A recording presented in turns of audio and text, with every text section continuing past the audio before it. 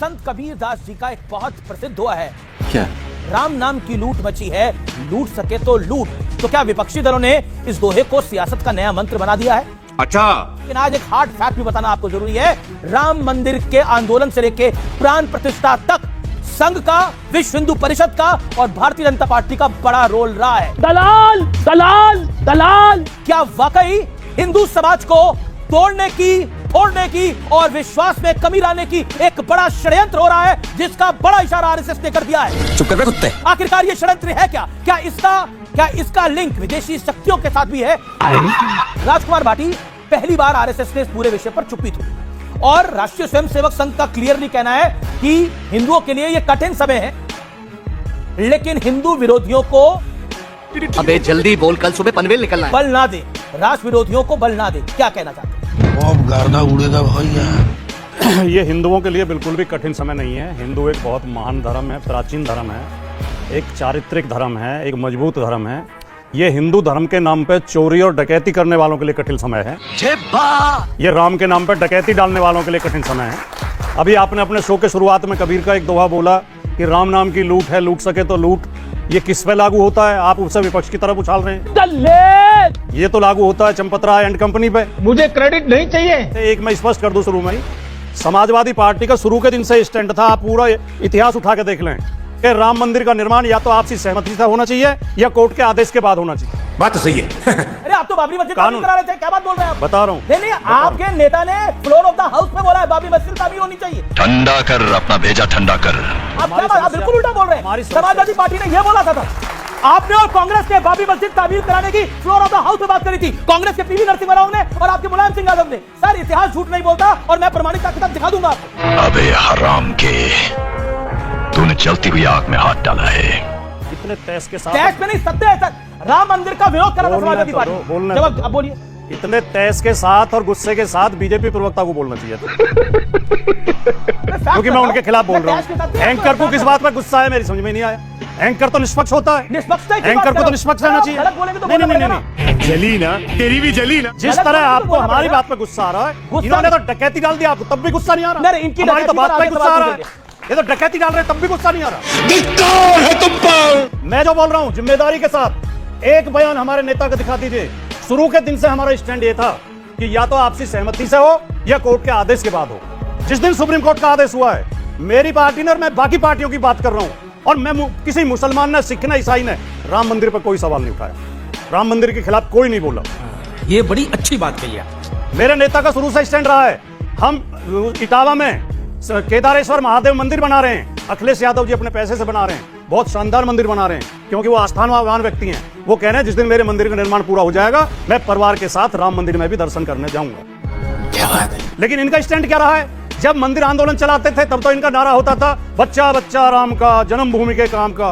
अब इनका नारा है सिक्का सिक्का राम का, चंपत राय के काम का। धागा खोल दिया एकदम। अब आपने कहा कि आरएसएस बोल रही है, आरएसएस को बोलना पड़ा है, वरना अभी तक ट्रस्ट के लोग, विश्व हिंदू परिषद के लोग, आरएसएस के लोग, बीजेपी के लोग और इनके समर्थक एंकर ये कह रहे थे कि चोरी हुई नहीं है, ये बदनाम कर रहे हैं, कुछ हुआ ही नहीं है।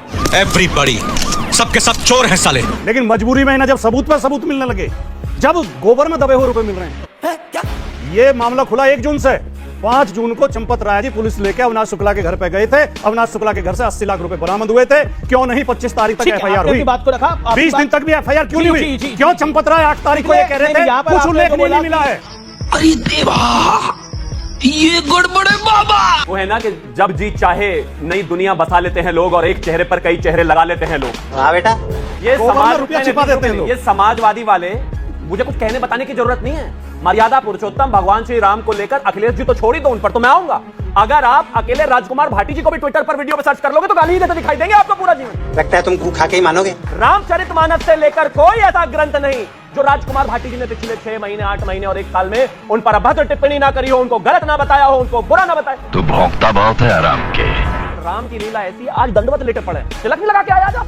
खैर होता है ऐसा। पर्सनालिटी के हिसाब से कुछ ज्यादा नहीं बोल रहा है। अरे राम मंदिर बनाने वालों के माथे में गोलियां तक मार दी, और क्या कर सकते थे? इससे ज्यादा भी कुछ करने को था क्या? लगता है गेंदा भैया भावनाओं में बह गए हैं। क्या आपको लगता नहीं है ये आपका डबल फेस दोहरा चरित्र को उजागर करता है ये statement? That's the point. Okay, hold on. Audience को भी अच्छी तरह समझना चाहिए कि गोली जो चली थी वो राम मंदिर निर्माण करने के लिए जाते हुए लोगों पर नहीं चली थी, वो एक धर्म स्थल को गिराने के लिए जा रहे लोगों पर चली थी। और उस मामले में हमारा वही स्टैंड था जो भारत के सुप्रीम कोर्ट का था, जो भारत के न्यायालय का था, जो भारत के संविधान का था।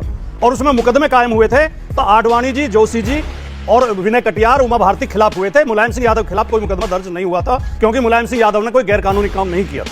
और जिस व्यक्ति ने ऑन रिकॉर्ड गोली चलाने का आदेश दिया था, नृपेंद्र मिश्रा, वो इन्होंने मंदिर निर्माण समिति के अध्यक्ष बना रखे हैं। बस हवा निकल गई। ये तो लेने के देने पड़ गए। और जो आप बार बार ये सवाल उठता है कि दर्शन करने नहीं गए, दर्शन करने अभी तक रामगोपाल यादव की जो स्टेटमेंट थी उस पर कोई जवाब मैं नहीं दे उसका रहे बता रहा हूं, तब तक सुप्रीम कोर्ट का फैसला नहीं आया था। मैंने कहा था सुप्रीम कोर्ट के फैसले के बाद हम एक शब्द नहीं बोले। मेरा पॉइंट ये है कि बाबरी मस्जिद तो तामीर कराना चाह रहे थे ना पहले आप लोग। हम बाबरी मस्जिद की रक्षा करना चाहते थे। बिल्कुल कराना चाह रहे थे आप और कांग्रेस। आप और कांग्रेस बिल्कुल कराना चाह रहे थे। सर मैं बोल रहा हूं, बोलिए। हम बाबरी मस्जिद की रक्षा करना चाहते थे क्योंकि वो गैरकानूनी काम था, सर, वो अपराध था। क्या आपको लगता नहीं है कि आपने एक बहुत बड़ा सेल्फ गोल हुआ है भारतीय जनता पार्टी की 12 साल की सरकार में? ये एक एम्बैरेसिंग सिचुएशन है। चंपत राय को क्यों नहीं हटाया जा रहा? पहला, हाँ चूक हुई है, हमसे हुई है, और मैं आपकी आंखों में आंखें डाल के बोल रहा हूं, मैं कोई समाजवादी या कांग्रेस वाला नहीं। तुम लोग पहले थूकते हो और फिर चाटते हो और समझते हो कि देश है। जब आप कहते हो प्लीज अब रुके ना, तो या तो तय कर लो आपको बोलना है। पाप हुआ है, पाप वो करे, ये महापापी हमें बता रहे हैं पाप हुआ है, जो मंदिर तक उसके बाद पापी खुद बताओगे। लेकिन अनिल यादव अब आपकी बारी है। हमारा भी तो बता नहीं, दीजिए। एक सेकंड। हमारा स्टेटमेंट तो बता दीजिए। कल्याण सिंह जी ने कहा था कि मर्यादा पुरुषोत्तम भगवान श्री राम के लिए ऐसी 1000 कुर्सियां कुर्बान। ये भी तो कहा था। जी जी जी, अनिल यादव जी आपकी बारी है। अनिल यादव, कांग्रेस भी बहुत चिंतित है, बहुत व्यथित है, जैसे हिंदू समाज पूरा चिंतित है, व्यथित है। राम मंदिर में चोरी हुई, लेकिन इन सब के बीच आपके एक सोशल मीडिया हैंडल ने हिंदुओं को सी कह दिया और आप लोगों ने माफी भी नहीं मांगी इसको लेकर। अभी बता दे भाई, अभी बता दे। देखिए अमीश भाई, पहले तो सबसे पहले आपने हमारे पार्टी के एक प्लेटफॉर्म से डला, आपने कहा कि एक सी शब्द कहा गया। तो मैं समझता हूँ कि भाषा की मर्यादा हर राजनीतिक पार्टी को रखनी चाहिए, और जिस भी व्यक्ति ने वो लिखा उसको एहसास हुआ उसकी गलती का, और उसके बाद वो डिलीट हो गया पोस्ट। मैं समझता हूँ कि जहां तक वो लड़का जिसने ये लिखा है वो भी राम भक्त ही है, और उसकी आस्था इतनी हर्ट हुई है इनके लूटने से कि वो अपने आप को रोक नहीं पाया। उसे कंट्रोल करना चाहिए था, मैं मानता हूं आपकी बात से। और मैं आपको हकीकत बताऊं, आप इस स्टूडियो से बाहर निकलिए, आपको गांव-गांव गली-गली जो भी राम भक्त मिलेगा ना, उसने तो सी लिखा है, वो इनको बी डी जी पता नहीं क्या क्या कह रहा है। क्या बात कर रहे हैं बाबा? आप जो कह रहे हैं कि भाई आपने शुरुआत जो करी कि राम नाम की लूट है, ये बिल्कुल ठीक बात है। राम नाम की लूट है, लूटे जैसो लूट, वो ये नारा हमारे बुजुर्गों ने आज से नहीं सदियों से हमारे बुजुर्गों ने यही सुनाया कि राम नाम की लूट है। लेकिन इनके जो बुजुर्ग है ना, उन्होंने बताया कि राम के चंदे की लूट है और चंपत राय की छूट है। और जो ये कह रहे हैं ना कि कल्याण सिंह ने कहा था कि ऐसी राम मंदिर के लिए ऐसी कुर्सियों कुर्बान, कितनी कुर्सियां कुर्बान, आप समझ आ रहा है ना कि वो कुर्सियां क्यों कुर्बान हो रही थी? क्योंकि माल चाहिए था। हजारों करोड़ रुपए लूट लिया है, शिलाओं का पता नहीं चल रहा, लोगों ने आभूषण दिए उनका पता नहीं चल रहा, चांदी की ईंटों का पता नहीं चल रहा। बताइए भला। जिन्हें आप रामलला कहते हैं, क्या मस्जिद में वो अनऑथराइज्ड ऑक्यूपेंट नहीं? रामलला मस्जिद में अनऑथराइज थे। आप मुल्ला मौलाना कहे या ना कहे, हिंदू कुछ भी कहे, लेकिन इससे ऊपर क्या चाहिए सर? अरे कौन भौंक रहा है ये बदतमीज? जब आप ये सब बातें कहते हैं तो पब्लिक कैसे भरोसा करेगी कि आप वाकई राम को लेकर चिंतित हैं? क्योंकि आप तो बाबरी मस्जिद तामीर कराने वालों में से थे। डकैतों को बचाने के लिए, लुटेरों को बचाने के लिए, राम के साथ घात करने वालों को बचाने के लिए, सनातन के अपराधियों को बचाने के लिए क्या क्या कुतर्क गढ़े जा रहे हैं, कहाँ कहाँ की कौड़ी ढूंढी जा रही हैं, कैसी कैसी फर्जी बातें की जा रही हैं। ये फर्जी बातें कर रहे हैं रामगोपाल यादव? बोलने तो दिए, आप बोल रहे हैं बोलने तो दिया करो। नहीं बोल, जैसा इन्हें बोलने देते हो हाँ, बिल्कुल बोलने दिया करो। अभी आपने सवाल किया कि योगी और मोदी क्यों जिम्मेदार हैं? उन्होंने भी कह दिया कि हमारी सरकार कार्रवाई कर रही है। जब 5 तारीख में 80 लाख बरामद हो गए तो FIR 25 तारीख में क्यों हुई? इसके लिए कौन जिम्मेदार है? योगी जी जिम्मेदार नहीं है क्या? पुलिस योगी जी के अधीन नहीं आती क्या? पुलिस की कार्रवाई योगी जी नहीं कराएंगे? 25 दिन चोरों को दिए गए कि माल इधर उधर कर दो, फिर 8 चोर गिरफ्तार करके जेल भी भेजे गए। पुलिस ने रिमांड क्यों नहीं मांगी कोर्ट में? जेब भी कट जाती है 500 रुपए की, तो पुलिस रिमांड मांगती है कि हम इस चोर से पूछताछ करेंगे सख्ती के साथ और माल बरामद करेंगे, हथियार बरामद करेंगे। नहीं, मैं पहले मेरी बात पूरी होने दो। ठीक है। और लगातार चोरों को बचाने की कोशिश की जा रही, केस को हल्का किया जा रहा है, जो केस की प्रॉपर्टी वो इधर उधर की जा रही है, सबूत मिटाने का प्रयास किया जा रहा है। तो बिल्कुल ये लगातार 6-7 दिनों से हम सवाल उठा रहे हैं और लगातार पिछले 15 दिनों से यही खबर। और आप कोर्ट को SIT करनी चाहिए। रामलला अनऑथराइज्ड थे मस्जिद के अंदर, इस बयान पर क्या कहना है आपका? आस्था, धर्म, पूजा, दर्शन, ये सब एक अलग विषय है। डकैती अपराध है। आप आस्था की आड़ लेके अपराध को नहीं बचा सकते। चंबल के डाकू दुर्गा मंदिर में पूजा करके डकैती डालने जाते हैं तो क्या उनके पाप माफ हो जाते हैं? नहीं होते। चंबल के सारे डाकू पहले दुर्गा को सिर नवा के, तिलक लगा के, तब डकैती डालने जाते हैं। अब आप जो सवाल पूछ रहे हैं, अयोध्या थाने में 23 दिसंबर 1949 को मुकदमा दर्ज हुआ था। किसने किया था? राम दुबे ने। राम दुबे एसओ थे वहां के, कि ये 8-10 लोग जबरन मस्जिद के अंदर मूर्ति रखा है। वो रिकॉर्ड आज चोरों की तरह आज भी